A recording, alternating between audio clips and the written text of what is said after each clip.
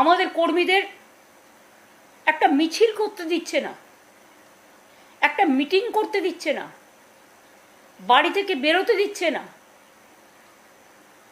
যারা বলে ভয় নয় ভরসা রাখুন, তাদের কাছে আমার সবিনয় প্রশ্ন থাকবে,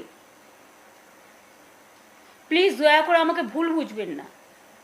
মানুষের জ্ঞাতার্থে জানাই, আমাদের 2500 পার্টি অফিস আপনারা ভেঙে চুরমার করে দিয়েছেন, অনেক মন্দিরেও তালা দিয়ে দিয়েছেন, ঈদগাঁও দখল করেছেন, মিশনারিদের ফান্ডও বন্ধ করে দিয়েছেন,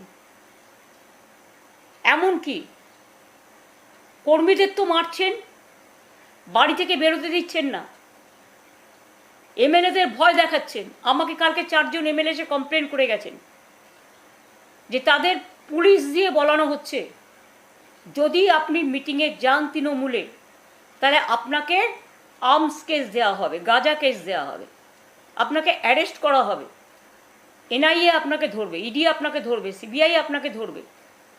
এটা কোন গণতন্ত্রের নমুনা? টোটালটাই কি গ্রাস করতে চান? একটা জিনিস মনে রাখবেন, প্রবাদে আছে, বেশিবার বেরোনা ঝড়ে পড়ে যাবে। বারবারন্তর তো একটা সীমা থাকা উচিত। অত্যাচারের